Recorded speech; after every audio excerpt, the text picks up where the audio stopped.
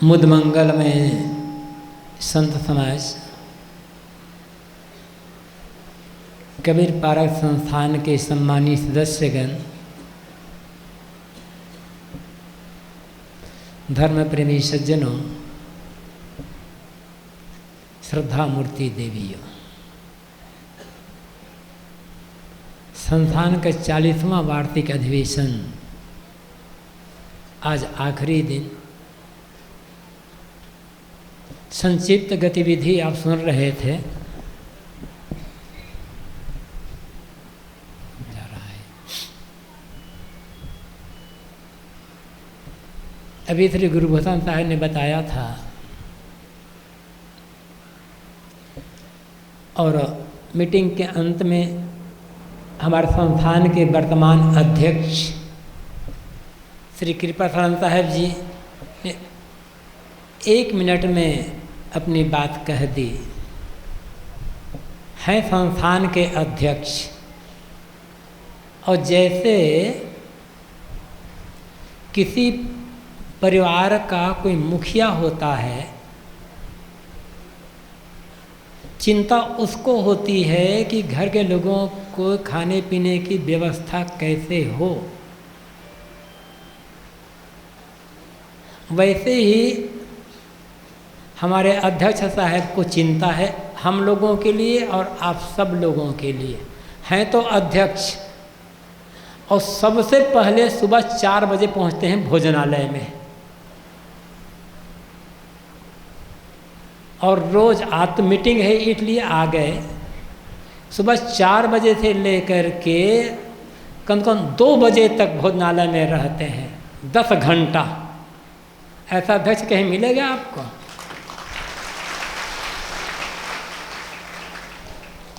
और ये भी बता दूं, रोज़ दोपहर के समय आप लोग जो सब्जी खाते हो उसकी जिम्मेदारी इनके ही साहब की होती, वही बनाते हैं। सहयोगी और लोग रहते हैं, लेकिन मुख्य ये है। सुरेंद्र हैं जो संस्थान प्रबंधकारिणी के सदस्य हैं, भात बनाने में उनकी ड्यूटी रहती है और लोग लेकर के। सभी हमारे संस्थान के संत लगभग 40 दिन से इस कार्यक्रम की तैयारी शुरू करते, 40 दिन पहले से।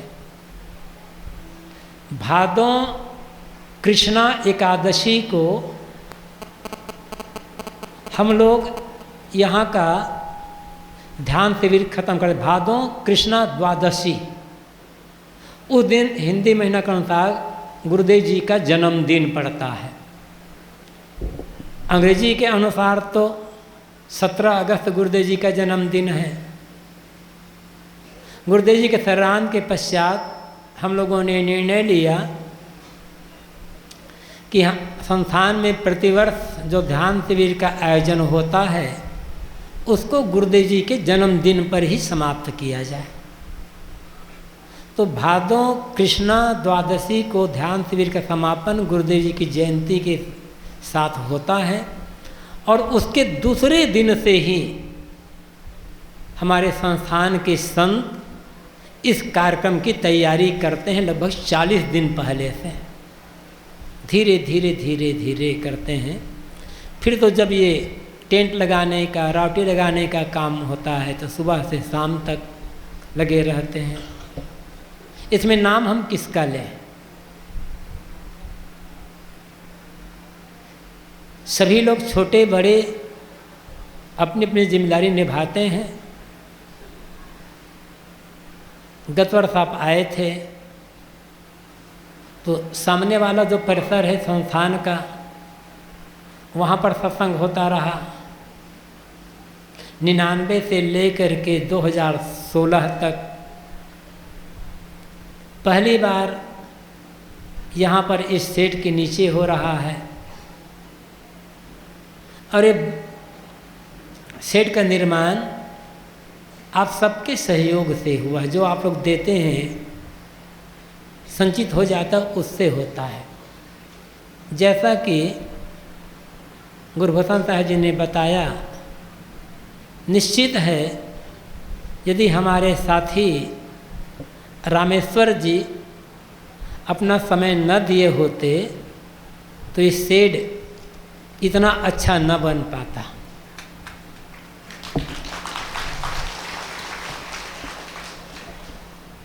यद्यपि सहयोग बहुतों का है, किसी का आर्थिक, किसी का मानसिक, किसी का सब कुछ है, लेकिन जेठ की दोपहरी में भी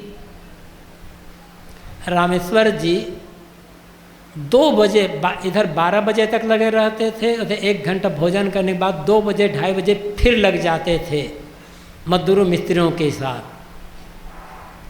रोज़ हमारे साथी रामेश्वर जी करीब करीब 10-12 घंटा समय देते थे इसके लिए, और तब इतना अच्छा ढंग से, इतने मजबूत ढंग से बन सका यह शेड।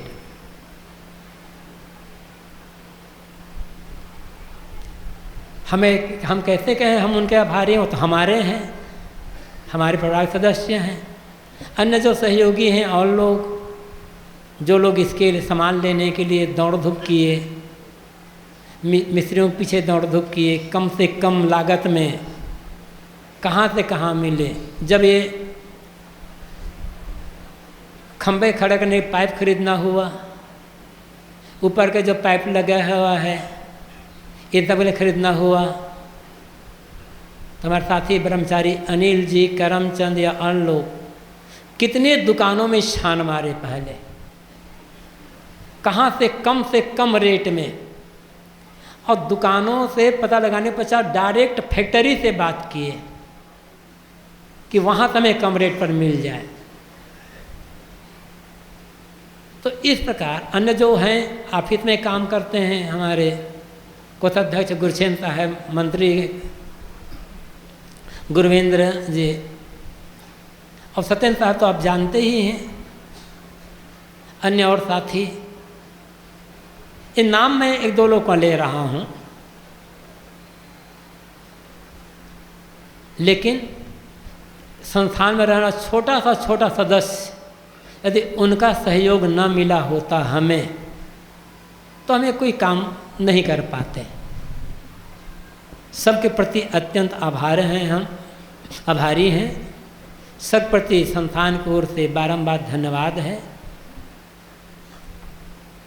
गुरुदेव जी ने जो बीजारोपण किया था 77 में एक छोटी सी संस्था का, उसी का ये विकास है।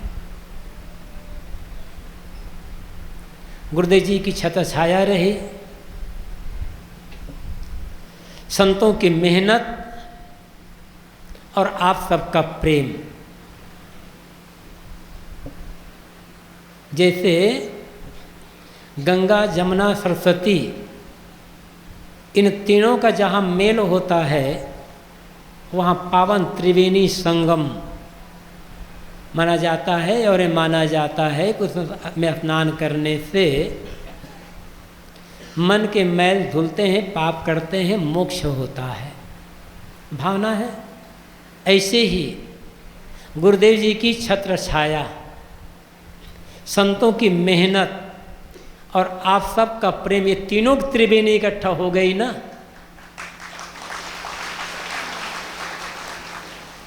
उसी का परिणाम आज हमारे सामने है। गुरुदेव जी का शरीर नहीं है, लेकिन उनका ज्ञान, उनका उपदेश, उनके जीवन की रहनी अभी भी हमारे लिए है। अभी भी ये सब हमें प्रेरणा दे रहे हैं, आदर्श दिखला रहे हैं, रास्ता बता रहे हैं। मुश्किलों की घड़ियों में हमारा संबल करते हैं। गुरुदेव जी की सीख, उनकी प्रेरणा, उनके उपदेश को आगे बढ़ाने के लिए हमारे संस्थान के संतगण कटिबद्ध हैं। और आप सबका जो प्रेम है, अगाध प्रेम, आप सबकी भावना, बिना किसी प्रकार की शिकायत किए जो संस्थान की सेवा को स्वीकार करते हैं, उसके लिए हम कौन सा आभार व्यक्त कर सकते हैं। हाँ, इतना हम जरूर कह सकते हैं कि आप लोग हमें जो प्रेम देते हैं संस्थान के प्रति, गुरुदेव जी के प्रति, संत समाज के प्रति आप लोगों की जो निष्ठा है, जो भावना है, यही हम सब लोगों के लिए एक आधार बनता है, संबल बनता है। मैंने कहा 40 दिन पहले से हमारे संस्थान के संत इस कार्यक्रम की तैयारी में जुट जाते हैं। वह कितनी मेहनत करें और आप लोग ना आए तब बेकार है। जैसे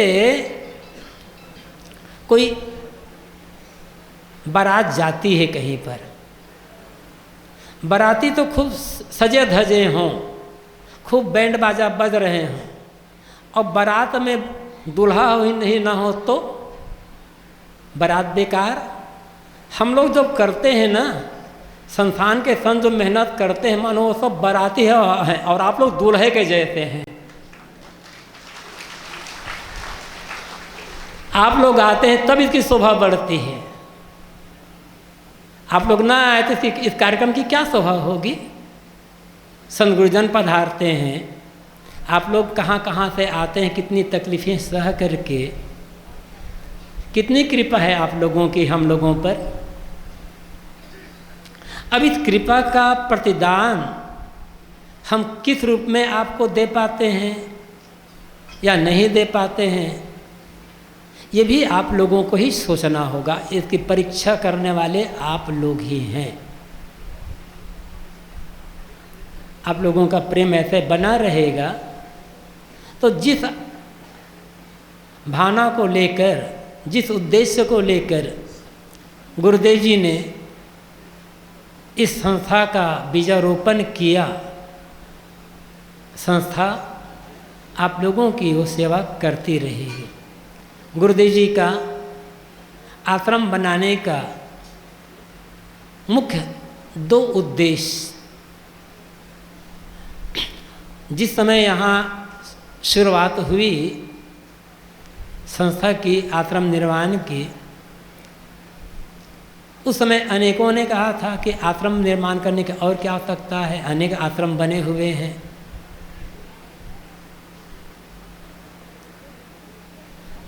यहाँ के आश्रम निर्माण के बारे में गुरुदेव जी कहा करते थे, इलाहाबाद में आश्रम बनाने के पीछे मेरा 2 उद्देश्य है। एक तो ग्रंथों का समुचित रूप से प्रकाशन, बहुत सुविधाएं हैं यहाँ पर, अन्य जगह भी है। तो गुरुदेव जी ने ग्रंथ लिखा, सदगुरु कबीर का जो खरा पारा सिद्धांत है, उस सिद्धांत के प्रचार प्रसार के लिए गुरुदेव जी ने अथक मेहनत करके जो पुस्तकें लिखी, वे पुस्तकें बराबर छपती रहें, उसके एक स्टॉक हो, एक जगह से वितरण हो। इस उद्देश्य को लेकर इस संस्था का निर्माण हुआ, ये पहला उद्देश्य। गुरुदेव जी कहा करते थे, दूसरा उद्देश्य अच्छे साधुओं का निर्माण। आश्रम का एक उद्देश्य ये भी है कि आश्रम में रहने वाले जो संत साधक हैं, उनकी पढ़ाई लिखाई, व्यवहारिक भी आध्यात्मिक भी, अच्छे साधुओं का निर्माण।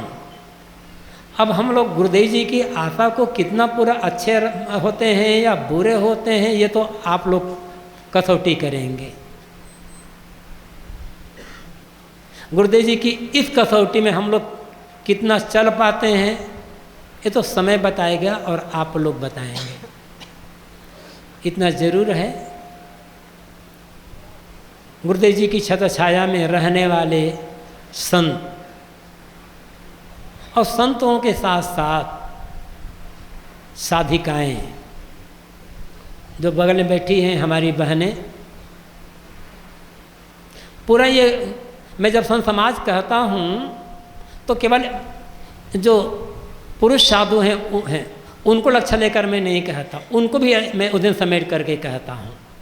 कभी अलग अलग होता भले कह देता हूँ, लेकिन मैं साधिकाओं को, जो साधिकाएं हैं, ब्रह्मचारियाँ हैं, उनको अपने से भिन्न नहीं मानता, इसलिए मैं केवल संत समाज ही कह देता हूँ बस।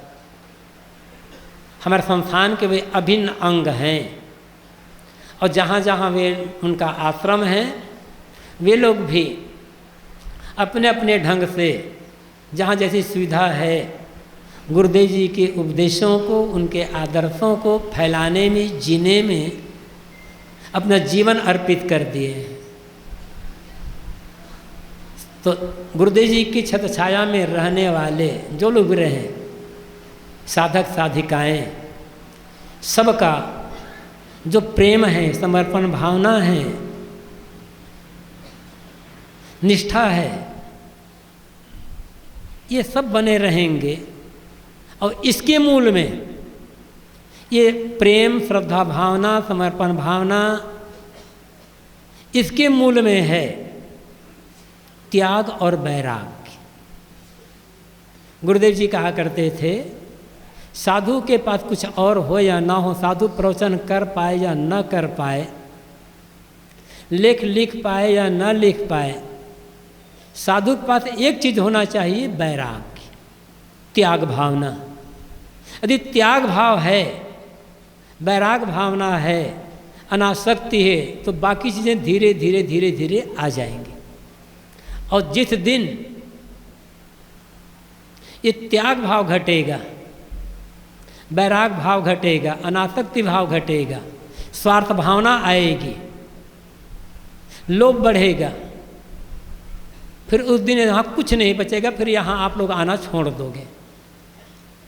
ये जो प्रेम है, समर्पण है, एकता है, कर्तव्य निष्ठा है, इसके मूल में त्याग और वैराग भावना है।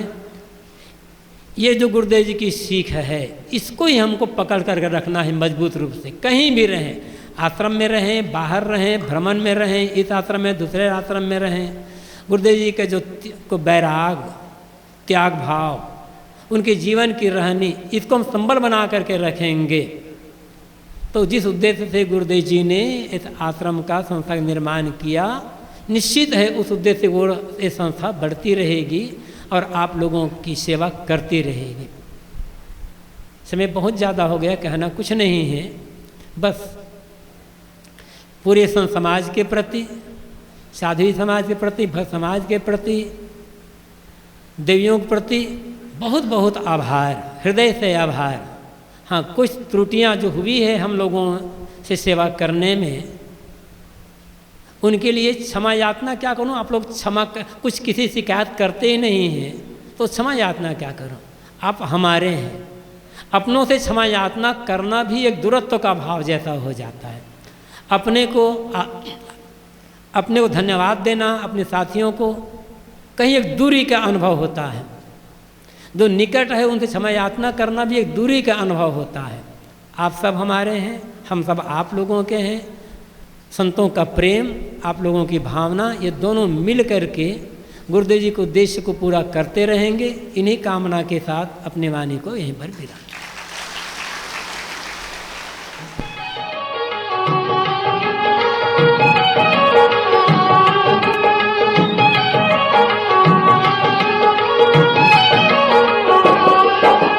मन की तरंग मार लो, बस हो गया भजन। मन की तरंग मार लो, बस हो गया भजन। आदत बुरी सुधार लो, बस हो गया भजन। आदत बुरी सुधार लो, बस हो गया भजन।